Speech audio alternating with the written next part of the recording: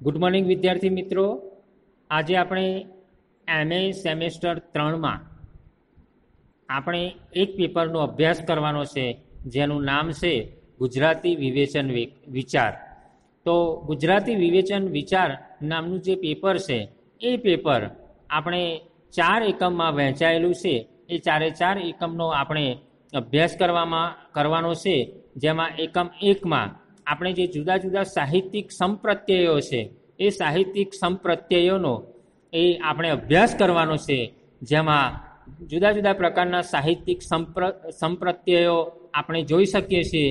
જેમાં કલા કોને કહેવાય, એટલે કલા, સંરચના, આકાર, પ્રતીક, કલ્પન, પુરાકલ્પન, કથન રીતિ, મોટિફ, પ્રત્યાયન અને સાધારણીકરણ.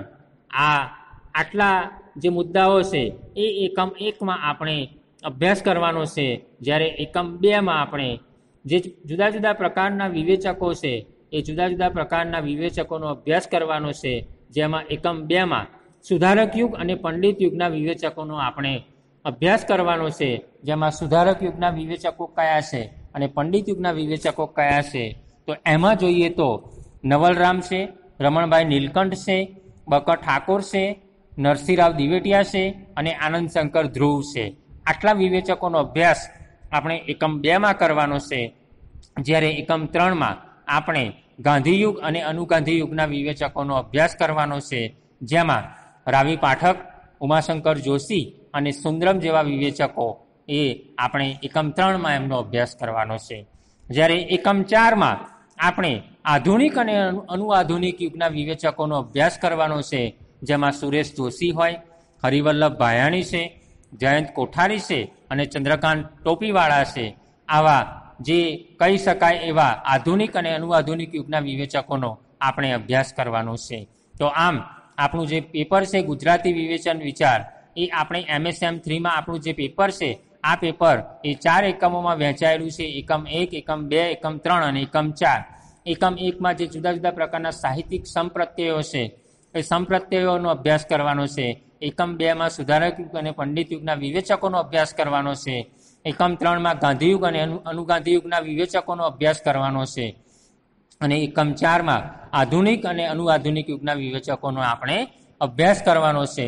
તો આજે મિત્રો આપણે જે કહી શકાય એ એકમ 1માં આપણું જે પ્રથમ જે મુદ્દો છે એ પ્રથમ મુદ્દો જે સાહિત્યિક સંપ્રત્યયો છે એ સાહિત્યિક સંપ્રત્યયોને ધ્યાનમાં રાખીને આજે આપણે કલાનો અભ્યાસ કરીશું. તો મિત્રો, વિદ્યાર્થી મિત્રો, આપણે કલા વિશે એ ઘણું બધું ટીવાયમાં આપણે ભણી ગયા છે. કલા એટલે શું, કલા કોને કહેવાય, કલાના પ્રકાર કેટલા છે, એ બધી જ બાબતોનો અભ્યાસ તમે એ ત્યાં કરી ગયા છો. ટીવાયમાં તમે એનો અભ્યાસ કરી ગયો છો. તેમ છતાં આ જ મુદ્દાનો આપણે એને અભ્યાસ કરવાનો છે. તો કળા એટલે શું? તો મિત્રો આપણે જોઈએ છીએ તેમ જુદા જુદા પ્રકારના મંદિરો હોય, જુદા જુદા પ્રકારની ગુફાઓ હોય, તો એમાં જુદા જુદા પ્રકારના ચિત્રો જોવા મળે છે કે શિલ્પો જોવા મળે છે. સીદી સૈયદની જાળી હોય કે કોઈ મોટું મીનાક્ષી મંદિર હોય કે તાજમહેલનું સ્થાપત્ય હોય, આ બધું જ્યારે આપણે જોઈએ છીએ તો એમાં ઉત્તમ પ્રકારની એક કલાનો અનુભવ આપણને ત્યાં થતો હોય છે. તો સાથે સાથે આપણે જ્યારે જુદા જુદા પ્રકારના જે ગીતકારો છે એ ગીતકારો એ જુદા જુદા પ્રકારના ગીતો ગાય છે, તો એમાં પણ આપણને એક પ્રકારની કલાનો જ અનુભવ થાય છે. કોઈ વ્યક્તિ તરવામાં નિપુણ હોય, કોઈ વ્યક્તિ કહી શકાય તેમ ગાવામાં નિપુણ હોય, કોઈ વ્યક્તિ રસોઈ બનાવવામાં નિપુણ હોય, કોઈ વ્યક્તિ એ બોલવામાં નિપુણ હોય, તો આ બધી જ બાબતો છે એ બધી જ બાબતોને કલા તરીકે આપણે જોઈ શકીએ છીએ. તો કલા એટલે શું? તો કલા એ આપણા સંસ્કાર જીવનનો એ અનિવાર્ય અંશ છે એમ આપણે કહી શકીએ છીએ. કલા એ સૌંદર્ય નિર્માણની પ્રવૃત્તિ છે એમ આપણે કહી શકીએ. કળા એ અભિવ્યક્તિનો વેપાર છે એમ આપણે કહી શકીએ. અને કળાની સાર્થકતા એ માનવી માટે અનિવાર્ય બાબત છે એમ આપણે કહી શકીએ. રંગ હોય, રૂપ હોય, રેખા હોય, આકૃતિ કે વાણીમાં મનના આવેગોની કે ભાવોની અભિવ્યક્તિ એટલે કળા એમ આપણે ચોક્કસ કહી શકીએ છીએ. અને એબર ક્રોમ્બી નામનો જે વિદ્વાન છે એ વિદ્વાન તો એમ પણ કહે છે કે એક્સપ્રેશન ઇઝ એન આર્ટ, એટલે કે એક્સપ્રેશન ઇઝ એન આર્ટ. આમ આપણે કળા વિશે એ જુદી જુદી બાબતો રીતે એ સમજી શકીએ તેમ છે.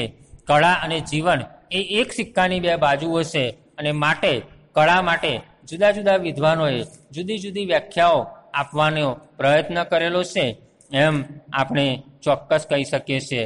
કલા એ કલ્પનાની સૃષ્ટિ છે, કલા એ જીવનની દેવી છે, કલા એ આત્માની અમૃત કલા છે. એમ જુદા જુદા સ્વરૂપે આપણને કલા એ અંકિત થતી હોય એમ આપણે ચોક્કસ કહી શકીએ છીએ. માટે કલા એ આપણા માટે એક અનિવાર્ય બાબત છે એમ આપણે ચોક્કસ કહી શકીએ છીએ. કલા એ કલ્પનાની સૃષ્ટિ છે, કલા એ સૌંદર્યની સૃષ્ટિ છે, કલા એ જીવનની સમીક્ષા છે, અને કલા એ અચેતન મનની લીલા છે, કલા સૌંદર્યની મંગલ સૃષ્ટિ છે, કલા એ પ્રતીક સૃષ્ટિ છે, કલા એ અસ્તિત્વની અભિવ્યક્તિ છે. આમ જુદી જુદી પ્રકારની જે કલાઓ છે એ કલાઓ આપણે જોઈ શકીએ છીએ એમ આપણે ચોક્કસ કહી શકીએ. અને આપણા જે ધાર્મિક ગ્રંથ છે એમાં જે વાત્સાયનનું જે કામસૂત્ર નામનું જે ધર્મગ્રંથ પ્રાપ્ત થાય છે, એ વાત્સાયનના કામસૂત્રમાં આપણને 64 પ્રકારની કળાઓ જોવા મળે છે.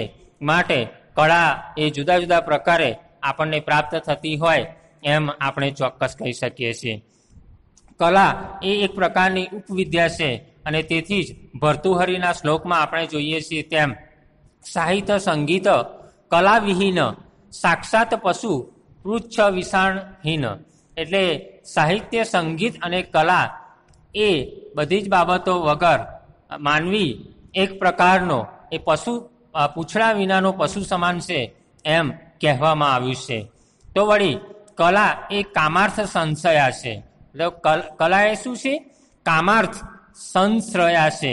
એટલે આચાર્ય દંડી કહે છે તેમ નૃત્ય ગીત પ્રભુતય કલા કામાર્થ સંશયા. એટલે નૃત્ય ગીત વગેરે કલાઓ કામ, અર્થ અને સંશ્રય છે એમ એ આપણા જે દંડી છે એ કવિ દંડી આપણને જણાવે છે. તો વળી જુદા જુદા વિદ્વાનો પણ કલાની વ્યાખ્યાઓ આપવાના પ્રયત્ન કરે છે. એમાં આપણે જોઈ શકીએ તેમ જેઓ આપણને જે ગ્રીક ચિંતક છે એ પ્લેટોએ કલા એટલે શું? તો કલા એટલે અનુકૃતિ એવું કહ્યું છે. તો વળી એરિસ્ટોટલ કલાને કહે છે કે કલા એ માત્ર અનુકરણ નથી, પરંતુ એ અનુકરણ નહીં પરંતુ નવસર્જન છે એવું એ એરિસ્ટોટલ જણાવે છે. તો વળી જે રસ્કિન છે, રસ્કિન નામનો જે પાશ્ચાત્ય વિવેચક છે, એ વિવેચક જણાવે છે કે કલા એ સઘળી મહાન કલ્પકૃતિઓ એ વ્યક્તિની નહીં પણ પરમેશ્વરની કૃતિના આનંદની અભિવ્યક્તિ છે. તો વળી ગેટ કહે છે કે કલા એ કોઈ મહાન સત્યની પ્રતિકૃતિ છે. તો વળી કલા એ કોઈ આચાર્ય કહી શકાય તેમ અભિવ્યક્તિવાદી ક્રોચના મતે કલા એ સ્વયં સ્ફુરણાત્મક અભિવ્યક્તિ છે એમ પણ આપણે કહી શકીએ છીએ.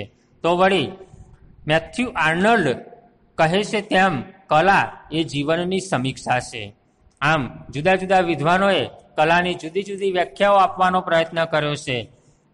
તેમ છતાં પણ આપણે કહી શકીએ તેમ કલા એટલે માનવીમાં રહેલી નિપુણતા, માનવીમાં રહેલી એક ખાસ પ્રકારની આવડત, અથવા તો જે પોતાની બુદ્ધિ પ્રતિભાથી કંઈક નવું અને નવું સર્જન કરવાની જેનામાં સર્જન શક્તિ હોય એવી બાબત એટલે આપણે કળા એમ આપણે ચોક્કસ કહી શકીશું. અને કળા એ માનવી માટે એક અનિવાર્ય બાબત છે એમ આપણે ચોક્કસ કહી શકીશું. તો આવી કલાના આપણને જુદા જુદા પ્રકારના પ્રકારો પ્રાપ્ત થતા હોય એમ આપણે ચોક્કસ કહી શકીએ છીએ. કળા એ મુખ્યત્વે બે પ્રકારે આપણને પ્રાપ્ત થાય છે. એક લલિત કળા અને બીજી લલિતેતર કળાઓ. તો આમ બે પ્રકારે આપણને જે કલાઓ પ્રાપ્ત થાય છે એ કલાઓમાં આપણે એની સમજૂતી પણ મેળવી શકીએ તેમ છે. તો લલિત કલાના ખાસ કરીને એમાં જે પ્રકારો છે એ લલિત કલાના પ્રકારો આપણે નીચે મુજબ તારવી શકીએ. તો એમાં લલિત કલામાં સાહિત્ય કલા હોય, સંગીત કલા હોય, ચિત્રકલા હોય, શિલ્પકલા હોય અને સ્થાપત્ય કલા હોય. એ આમ 5 પ્રકારના લલિત કલાના પ્રકાર આપણને પ્રાપ્ત થાય છે એમ આપણે ચોક્કસ કહી શકીએ છીએ. તો આપણા જે વિદ્વાન છે એવા હેગલ એ કલા સિદ્ધાંતની 3 અવસ્થાઓમાં દર્શાવવાનો પ્રયત્ન કરે છે. એમાં એક ભાવ પ્રધાન અવસ્થા, 2 વસ્તુ પ્રધાન અવસ્થા અને 3 પરમ અવસ્થા. આમ આ રીતે પ્રતિકાત્મક કલાઓ, પ્રશિષ્ટ કલાઓ અને રંગદર્શી કલાઓ એમ 3 પ્રકારે જે વિદ્વાન છે એ વિદ્વાન હેગલે કલાને દર્શાવવાનો પ્રયત્ન કરેલો છે. તો હેગલે દર્શાવેલી કલાઓ મુખ્યત્વે 2 રીતે આપણે જોઈ શકાય. એક આંખની કળાઓ અને બીજી કાનની કળાઓ. તો આંખની કળાઓમાં આપણે ચિત્ર, શિલ્પ અને સ્થાપત્યનો અભ્યાસ કરી શકીએ, જેને આપણે આંખોથી જોઈ શકીએ. એ કળા એટલે આંખની કળાઓ એમ આપણે જોઈ શકીએ. કોઈ ચિત્રકળા એટલે કોઈ સારા ચિત્રને આપણે આંખોથી જોઈ શકીએ છીએ, એ આંખની કળા કહી શકાય. કોઈ શિલ્પને આપણે ચિત્રથી આંખોથી જોઈ શકીએ છીએ, તો એ પણ આંખની કળા છે. અને કોઈ સ્થાપત્યનું સર્જન આપણે આંખોથી જોઈ શકીએ છીએ, માટે એને પણ આંખની કળા કહી શકાય. જ્યારે જે કાનની કળાઓ છે, બીજો પ્રકાર છે કાનની કળાઓ, એમાં સંગીત અને સાહિત્યનો ઉલ્લેખ કરી શકીએ. સંગીતને આપણે કાનથી સાંભળીએ છીએ અને સાહિત્યનું પણ આપણે કાનથી શ્રવણ કરીએ છીએ, માટે આ બંને કળાઓને આપણે આ કાનની કળાઓ છે એમ આપણે ચોક્કસ કહી શકીશું. તો વળી કલાને અન્ય 2 રીતે પણ એને વહેંચી શકાય તેમ છે. એમાં એક અમૂર્ત કલાઓ અને બીજી મૂર્ત કલાઓ, એ પણ રીતે આપણે એને વહેંચી શકીએ છીએ. અમૂર્ત કલાઓ એટલે શું? જેને જોઈ શકતા નથી પરંતુ જેને સાંભળી શકીએ છીએ, એવી કલાઓ એટલે સંગીત અને સાહિત્ય. અને બીજો પ્રકાર મૂર્ત કલાઓ એટલે જેને જોઈ શકીએ છીએ, જેને સ્પર્શી શકીએ છીએ, એવી કલાઓ એટલે મૂર્ત કલાઓ. જેમ કે ચિત્ર, શિલ્પ અને સ્થાપત્યને આપણે જોઈ પણ શકીએ છીએ અને અડી પણ શકીએ છીએ, અથવા તો એનો સ્પર્શ પણ કરી શકીએ છીએ. આમ કલાને આપણે જોઈએ તેમ મુખ્યત્વે 5 પ્રકારે એ કલાના પ્રકાર પડતા હોય એમ આપણે ચોક્કસ કહી શકીએ છીએ. અને ખાસ કરીને લલિત કલા, એ લલિત કલાના આ 5 પ્રકારો આપણને પ્રાપ્ત થાય છે એમ આપણે ચોક્કસ કહી શકીએ છીએ. તો સૌપ્રથમ આપણે લલિત કલાના પ્રકાર તરીકે આપણે જોઈએ તો એમાં પ્રથમ જે કલા છે કહી શકાય, એ આપણે સૌપ્રથમ એ સ્થાપત્ય કલાનો અભ્યાસ કરીશું. સ્થાપત્ય કલા એટલે શું?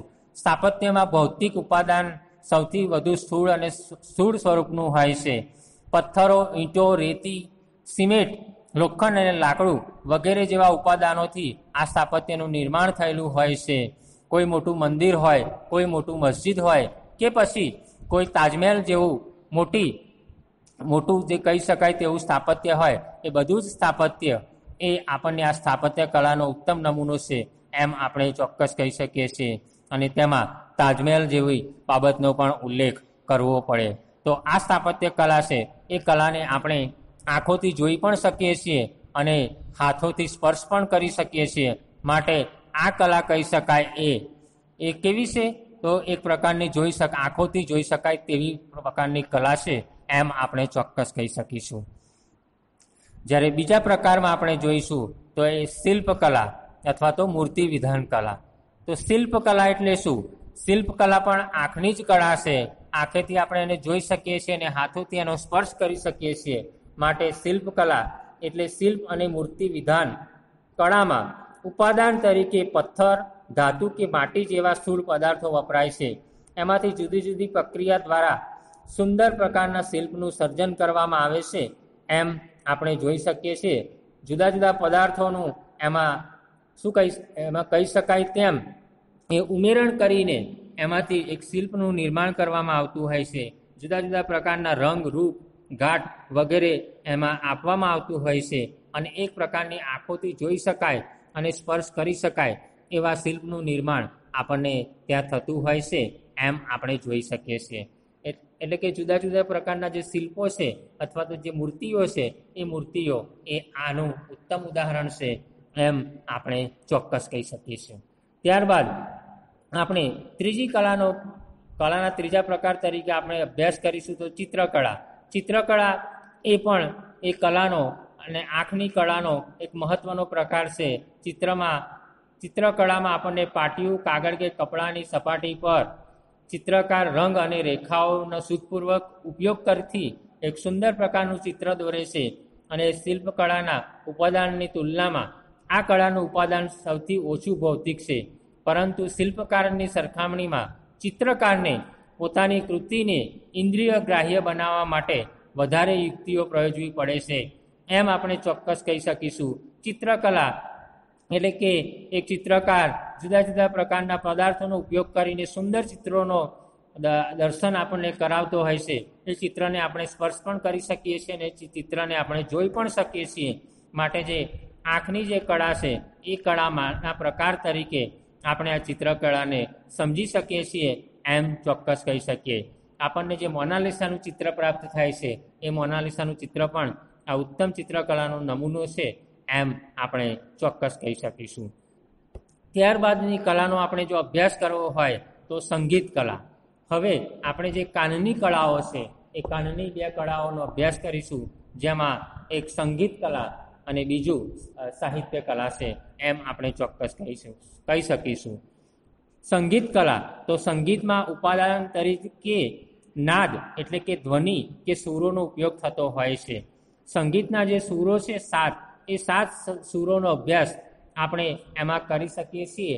સારે, ગમ, પદ, ની, સ આવા 7 જે સૂરો છે એ સૂરોનો અભ્યાસ આપણને સંગીત કલામાં જોવા મળે છે. અને આ 7 સૂરોનો સંગમ થવાથી ઉત્તમ પ્રકારનું સંગીત આપણને પ્રાપ્ત થાય છે. આપણા કાનમાં જે પડવા માત્રથી આપણું મન પ્રફુલ્લિત થઈ જાય છે એવું કહી શકાય. એવું સંગીત એ મનને પ્રફુલ્લિત કરનારું બની રહે છે.